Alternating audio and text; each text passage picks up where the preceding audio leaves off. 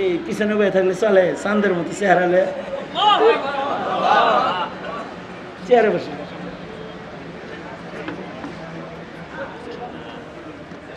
দোস্ত আয়া বসছে, ভালো হয়েছে। আমার খুব শরীরটা খারাপ, কথা সংক্ষেপ করা দরকার। শোনেন,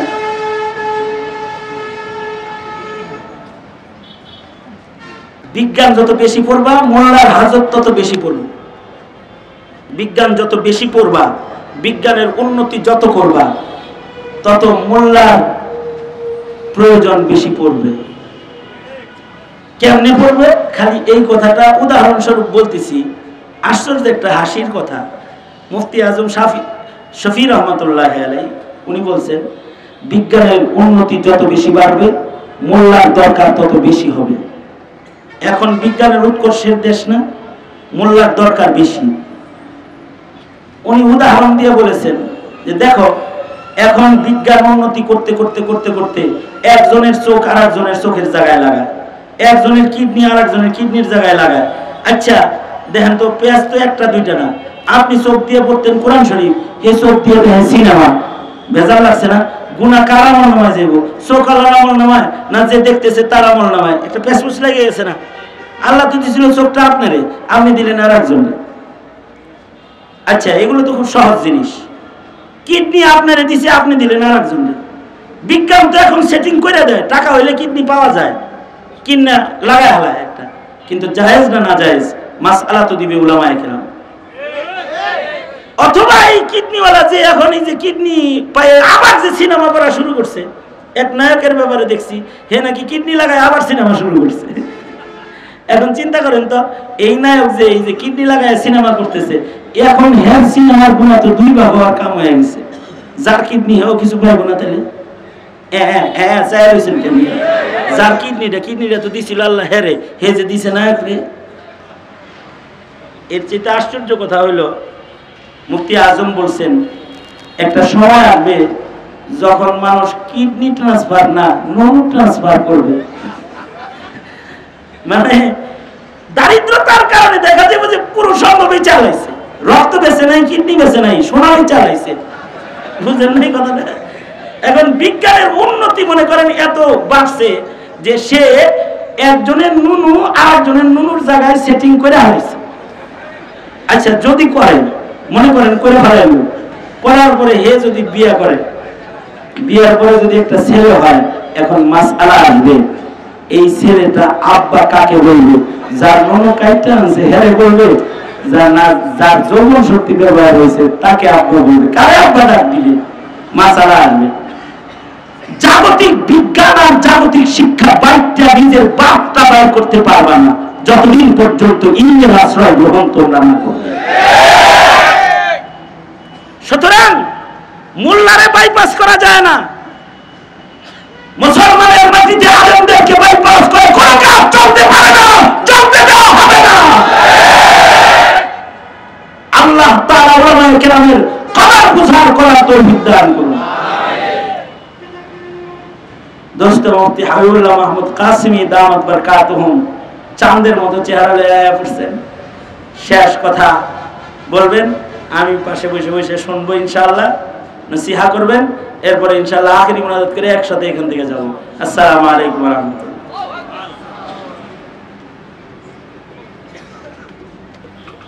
ওই বড় চেয়ারে বসা যায়। আলহামদুলিল্লাহ। এখন আপনাদের সামনে هل يستوي الذين يعلمون والذين لا يعلمون وقال النبي صلى الله عليه وسلم فضل العالم على العابد كفضلي على أدناكم أو كما قال عليه الصلاة والسلام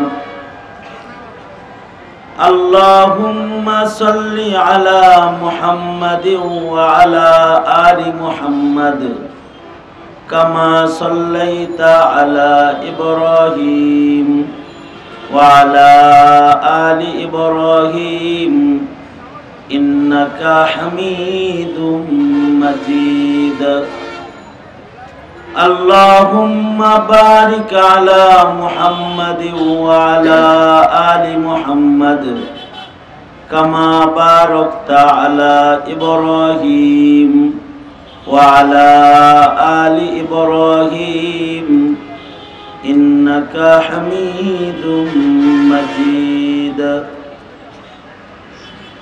রায়েরবাগ ঐতিহাসিক খাতমে নবুয়ত সম্মেলনের আজকের আখিরি রজনী,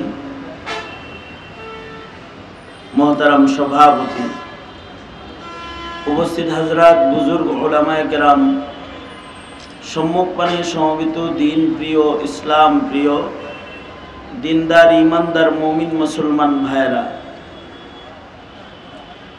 আল্লাহর দরবারে শুকর। আল্লাহ তাআলা 3 দিন ব্যাপী একটা উলামাদের সম্মেলনে দাওয়াত ও তাবলীগের নিসবতে আমাদেরকে আল্লাহ তাআলা আসার বসার তৌফিক দান করেছেন। এজন্য কালিমাতুশ শুকর পড়ি। যুগে যুগে আল্লাহ তাআলা নবী রাসূল প্রেরণ করেছেন। নবীরা যুগে যুগে 2 জিনিস নিয়ে আগমন করেছেন। নবীরা তাওহীদ নিয়ে আগমন করেছেন, নবীরা ইলমে দ্বীন নিয়ে আগমন করেছেন। সকল নবীর ইলান ছিল লা ইলাহা ইল্লাল্লাহ। বলুন লা ইলাহা ইল্লাল্লাহ, আওয়াজ করে বলেন লা ইলাহা ইল্লাল্লাহ। এটা সব নবীর ইলান। এই তাওহীদের ইলান নিয়ে সকল নবীরা পৃথিবীতে এসেছেন। সকল নবীকে আল্লাহ তাআলা ইলম দান করেছেন, ইলমে দ্বীন। আল্লাহ পর্যন্ত পৌঁছার জন্য ইলমের দরকার। তাই নবীরা শুধু আল্লাহ পাকের নামের ইলান নিয়ে আসেন নাই, নবীরা আল্লাহ পর্যন্ত পৌঁছার জ্ঞান নিয়েও এসেছেন। আমাদের নবীজিও 570 খ্রিস্টাব্দে জন্মগ্রহণ করেছেন। আমাদের নবী আলাইহিস সালাতু ওয়াস সালামও তাওহীদের বার্তা নিয়ে এসেছেন এবং ইলমে দ্বীন নিয়ে এসেছেন।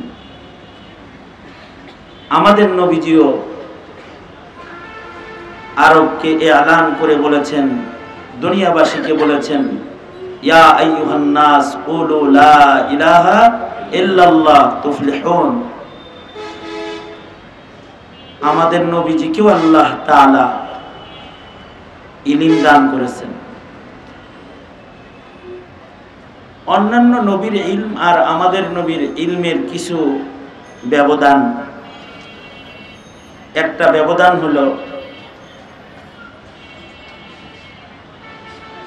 আমাদের নবীজির ইলমের আয়তনটাই অন্য নবীদের ইলমের চাইতে অনেক বড়।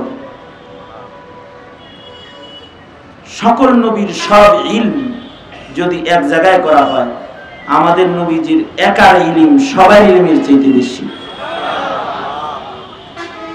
আল্লাহর রাসূল বলেন, ক্বালা রাসূলুল্লাহ সাল্লাল্লাহু আলাইহি ওয়াসাল্লাম উতিতু ইলমাল আউয়ালিনা ওয়াল আখিরিন। আল্লাহর নবী বলেন যে আমাকে আল্লাহ তাআলা আউয়ালিন ও আখিরিনের সব ইলম দান করেছে। নবীজির ইলম বেশি।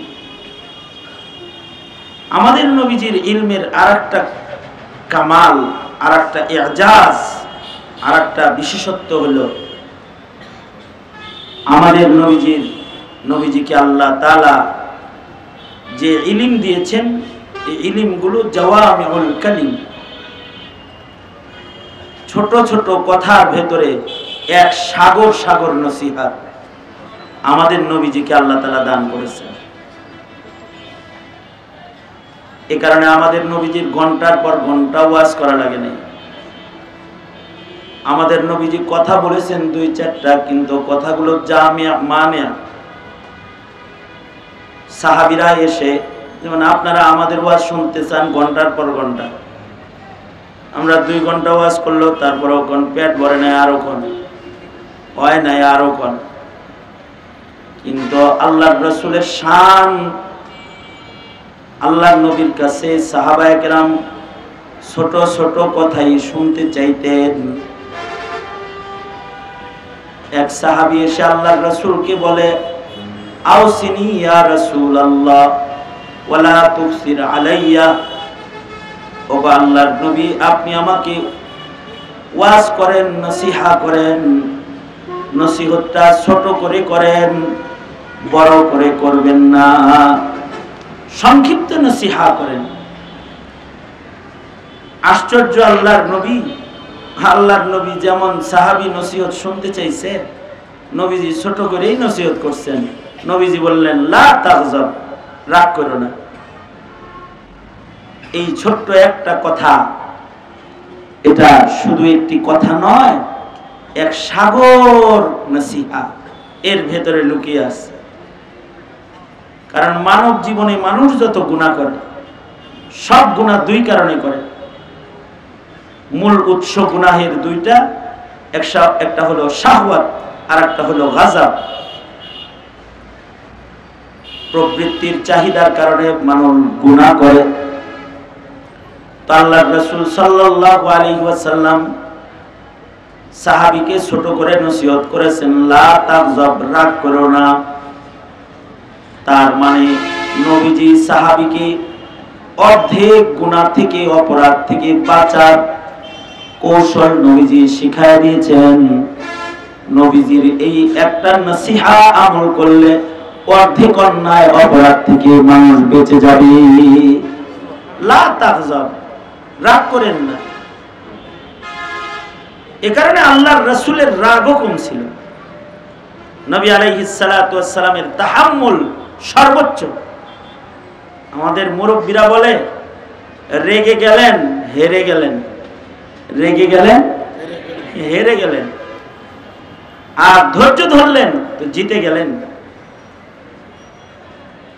এ কারণে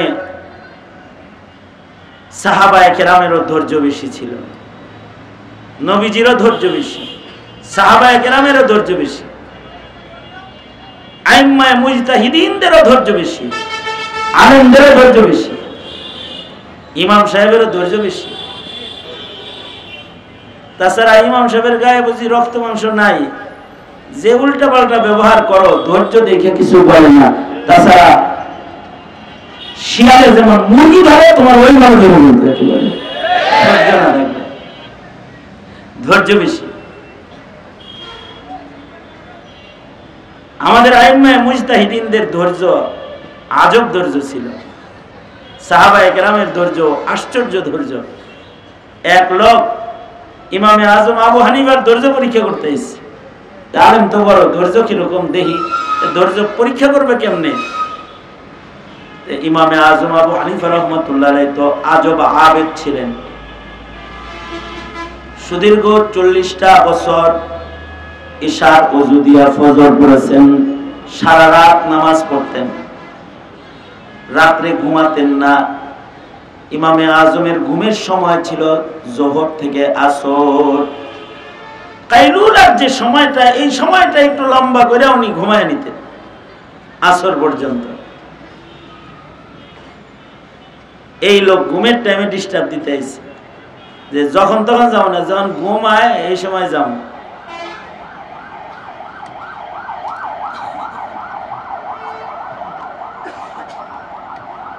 ঘুমের টাইমে যখন ডিস্টার্ব দিতে আসছে, কেবল ইমামে আজম ঘুমাইছেন, আধা ঘন্টা হয়েছে, হে দরজা ইমাম সাহেব মাসালা জানতে আইছি, দরজা খোলেন, চিল্লাইতেছে। ইমামে আজম আবু হানিফার বাড়ি দোতলা বাড়ি ছিল, দোতলায় ইমাম ঘুমাইতেন। আওয়াজ শুনে দোতলা থেকে নিচে নেমে আসছেন, এসে বলে, ডাকো কেন, কি হয়েছে, কি মাসলা বলো। লোকটা কয়, মাসলা ভুলে গেছি। ইমামে আজম আশ্চর্য ধৈর্য। ইমামে আজম বললেন, যখন স্মরণ হয় আবার আইসো। এই লোক চলে গেল।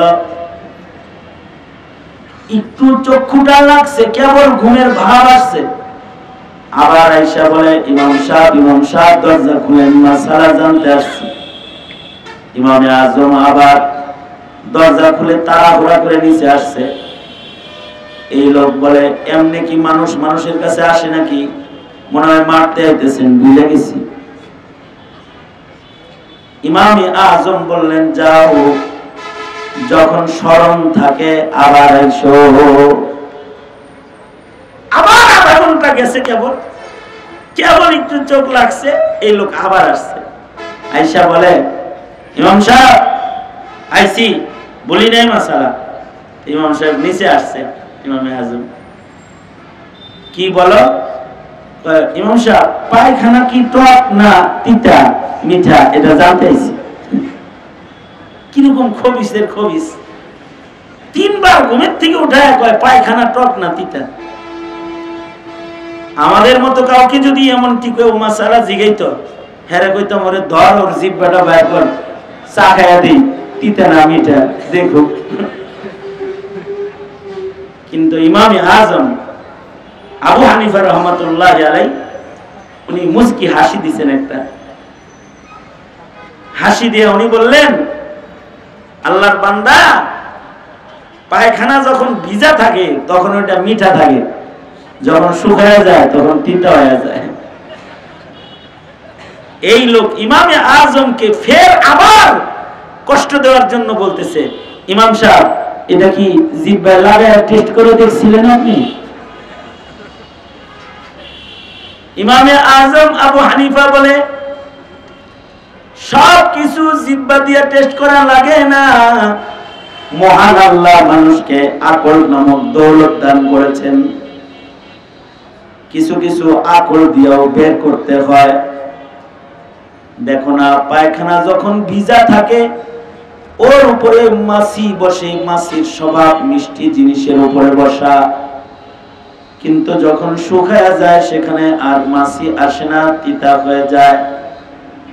লোকটা বলে ইমাম সাহেব আসলেই তুমি ইমামে আজম, কারণ তোমার ধৈর্য বেশি, তাই তুমি আল্লাহর কাছে মকবুল বেশি। লা তাগজাব, নবীজির ছোট্ট একটা নসিহত, লা তাগজাব।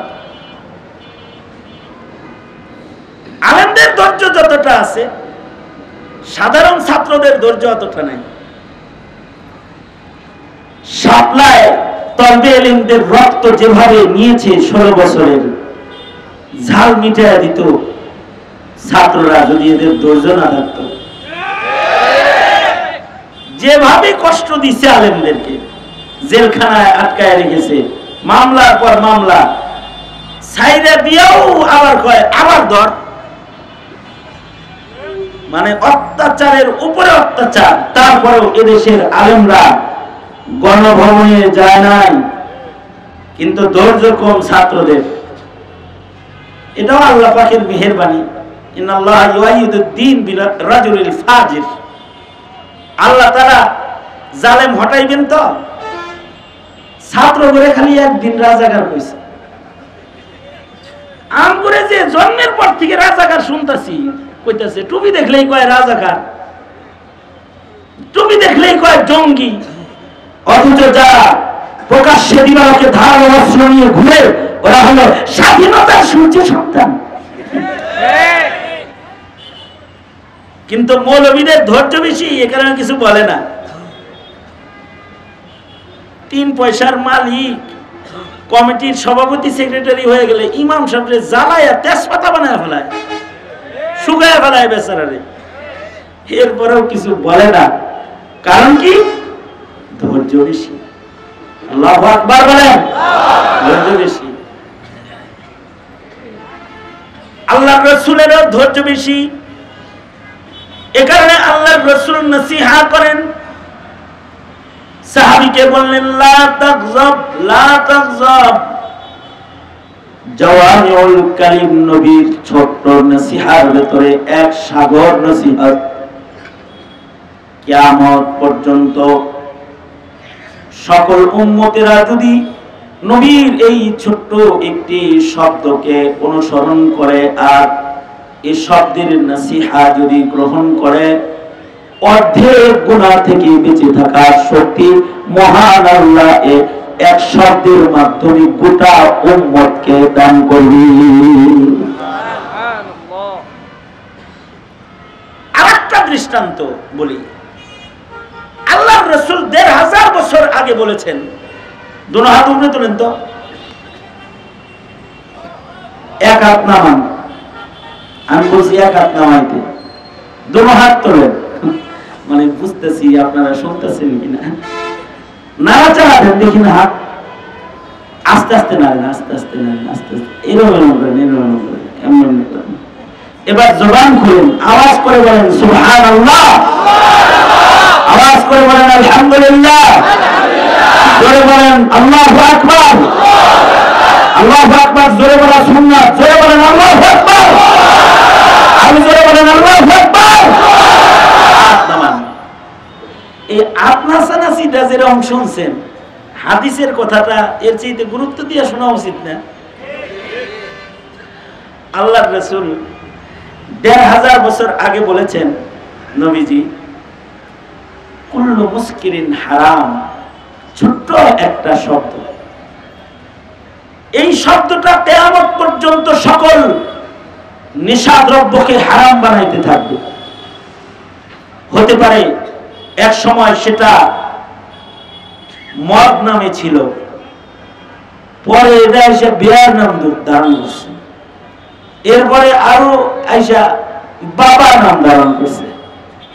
মনে করেন নেশাদ্রব্য বাবা, ইয়াবা, সামনে যদি কোনো নেশা মামা নামও ধারণ করে অথবা খালা, এই মামা খালা নামের কোন নেশাও যদি আসে, সেইটাকে হারাম করার জন্য নতুন কোন কথা লাগবে না, আল্লাহর রাসূলের দুটি শব্দই যথেষ্ট। আল্লাহু আকবার কাবীর। এটা আল্লাহর রাসূলের ইলমি কামাল। আল্লাহর নবীর আরেকটা ইলমি কামাল, যেটা নবীর খাতমে নবুয়তের দলিল, আল্লাহ তাআলা নবী রাসূল দুনিয়াতে পাঠিয়েছেন, তাদেরকে ইলম দান করেছেন, কিন্তু তাদের ইলমকে আল্লাহ তাআলা হিফাজত করেন নাই। আমাদের নবী যেহেতু খাতামুন নবিয়্যিন, আমাদের নবীজি যেহেতু শেষ নবী, আমাদের নবীর পরে কিয়ামত পর্যন্ত আর নবী নাই। সঙ্গত কারণে সব নবী রাসূলদের ইলম হারিয়ে গেছে বটে, কিন্তু তার বন্ধু খাতামুন নবিয়্যিন রাহমাতুল লিল আলামিনের ইলম, এটা দুনিয়া থেকে কেউ মিটাইতে পারবে না। কিয়ামত পর্যন্ত নবীর ইলম জমিনে হিফাজত করার জিম্মা মহান আল্লাহ নিজে গ্রহণ করেছেন। ইলম থাকবে। ১৫০০ বছর আগে কোরআন যেমন ছিল এখনো তেমনই আছে, ইসরাফিলের বাঁশি বাজা পর্যন্ত তেমনই থাকবে। আল্লাহু আকবার। কারণ নবী খাতামুন নবিয়্যিন, কিয়ামত পর্যন্ত মানুষের নবীর ইলম, কিয়ামত পর্যন্ত নবীর উম্মতকে পথ দেখাইতে থাকবে। আর একটা আশ্চর্য বিষয়, আজকাল তো খালি মৌলবী মাইনাস করো, তবলিগীরা কয় মোল্লা মাইনাস, চিল্লা লাগবো, মোল্লা লাগবো না। কিছু তবলিগীরা বলে সাল লাগবো, মাল লাগবো না, ইলম যে একটা মাল এটা লাগে না, সাল লাগে। মোল্লা মাইনাস আমল। খানকা যারা করে, খানকা এখন এক সময় আলেম দিয়ে খানকা হতো, এখন গরু ছাগল দিয়েও খানকা হয়। শুধু গরু ছাগল না, খানকি দিয়েও খানকা হয়, নাচ আর গান আর বাদ্য দিয়েও এখন খানকা হয়। আলেম মাইনাস। সর্বোপরি দেশ যারা চালায়, এক সময় যারা দেশ চালাতো তারা মৌলবীর কাছ থেকে জিজ্ঞাসা করে করে দেশ চালাইতো, এটা ইতিহাস। রাজা বাদশাহের ইতিহাস পড়ো, ইসলামের ইতিহাস পড়ো। মুসলিম দেশের মুসলিম রাজারা নাস্তিকদের সাথে বুদ্ধি করে দেশ চালাবে না, তারা দেশ চালাইতো আরবির সাথে বুদ্ধি করে। কিন্তু আজব আমল, আজগবি যুগ, এখন মোল্লা মাইনাস। এ কারণে যারা দেশ চালায় তারা উপদেষ্টাতেও আলেম নিতে রাজি না, নাট্যকার নিতে রাজি, নাস্তিক নিতে রাজি, শাহবাগীদের নিতে রাজি, আলেম নিতে রাজি না। তার মানে কি? আলেম মাইনাস, আলেম রে বাদ দাও। শিক্ষা কমিশন গঠন করবে 17 কোটি মুসলমানের দেশের শিক্ষা কমিশন, এখানে মোল্লা মাইনাস কর্মসূচি, নাস্তিক প্লাস মোল্লা মাইনাস, মৌলবীরে রাখা যাবে না। আসল কথা হলো আলেমদেরকে আসলে ভয় পায়। আলেমদেরকে কি কয়? ওরা যে বলে না যে এরা এই অশিক্ষিত, মৌলবীদেরকে অশিক্ষিত বলতে চায়, বুঝাইতে চায় আমাদের মতো শিক্ষিত লোকের সাথে হের মতো মোল্লা চলে না। আসলে একটা মোল্লার সাথে তোমার মতো 24টা শিক্ষিত চলে না। আসলে কিন্তু ভয় পায়। ভয় পাওয়ার একটা কারণ আছে, কারণ শয়তানের কাছে আবেগ যতটা ভয়ঙ্কর, তার চাইতে অনেক বেশি, 1000 গুণ বেশি ভয়ঙ্কর হলো শয়তানের কাছে আলেম। কথাটা আমার না, কথাটা জাওয়ামিউল কালিম নবীর কথা। আল্লাহর রাসূল বলেন, ফাকিহুন ওয়াহিদুন আশাদ্দু আলা শাইতানি মিন আলফি আবিদিন। আল্লাহর রাসূল বলেন 1000 সিল্লা সালওয়ালারে শয়তান যত ভয় না পায়, একটা মৌলবীর তার চেয়ে বেশি ভয় পায়। কে বলেছে? কথা বলেন না, কে বলেছে? আল্লাহর রাসূল বলেছেন, একজন ফকিহ, একজন আলিমে দ্বীন 1000 আবিদের চাইতে শয়তানের উপরে বেশি প্রভাব রাখে। কারণ আলেমের কাছে ইলম আছে, ফাঁক ফোকর দিয়ে নাজায়েজ কথাও বলা যায় না।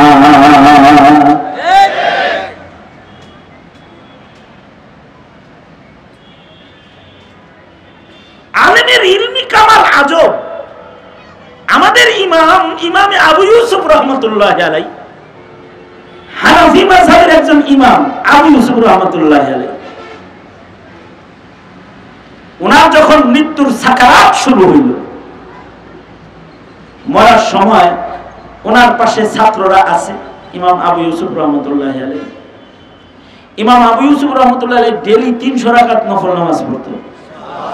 সুবহানাল্লাহ। কত রাকাত? 300 রাকাত। কাজীউল কুযাত ছিলেন চিফ জাস্টিস, প্রধান বিচারপতি ছিলেন। এরপরে আবার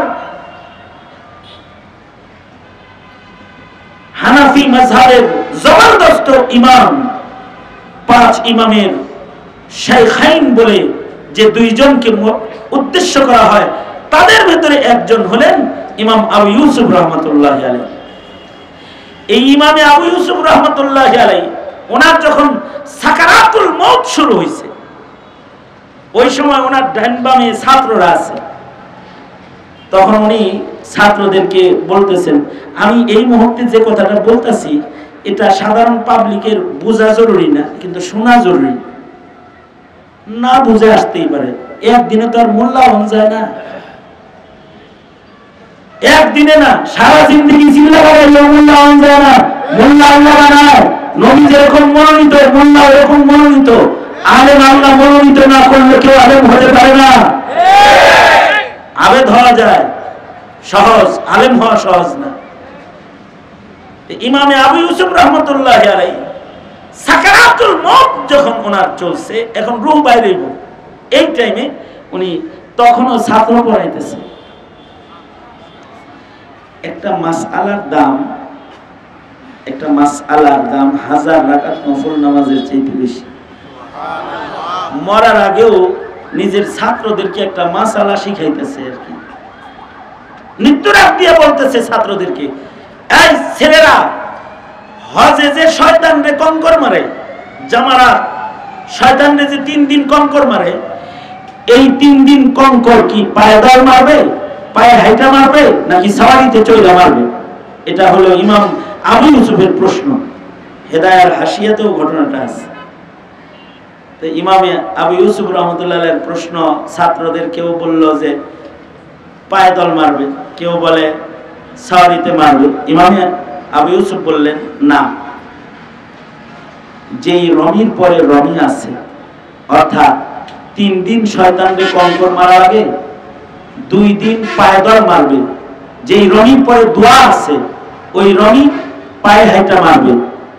আর যে রমির পরে রমি নাই, দোয়া নাই, এই রমিটা সরিতে চড়া মাইরা চলে যেতে পারবে। মাসালাটা শিখাইলেন। একদিক দিয়ে মাসালা শিখানো শেষ হলো, আর দিক দিয়ে ইমাম আবু ইউসুফের রূহ কবজ হয়ে গেল, চলে গেলেন।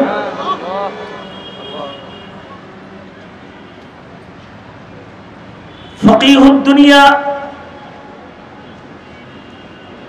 সারা দুনিয়া যাদেরকে ফকিহ হিসাবে চিনে, তাদের মধ্যে একজন মরার সময় শয়তান মারার মাসআলা শিখাইতে শিখাইতে মরতাছে।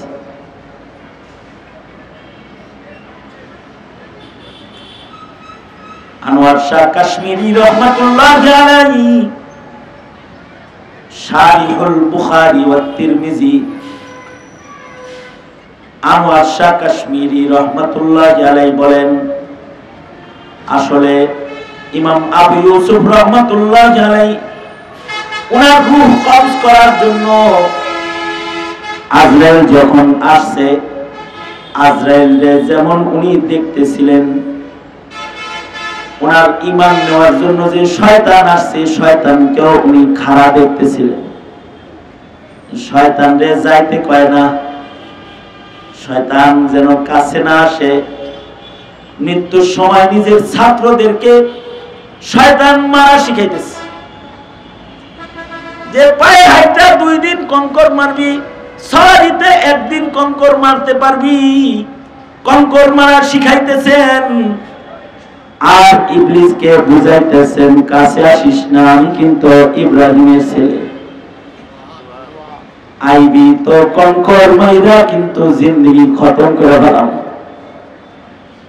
একদিক দিয়ে মাসআলা শিখাইতেছেন, মাসআলার দাম নামাজের মতো ইবাদতের চেয়ে বেশি।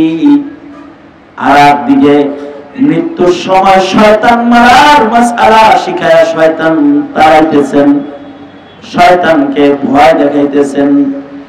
ফকিহুন ওয়াহিদুন আশাদ্দু আলা শাইতানি মিন আলফি আবিদিন। আছে তার কর্মকাণ্ড, তার পদক্ষেপ, এটা সাধারণদের মতো না, এটা একটু আলাদা। এটার কারণ হলো তার ইলমি কামাল।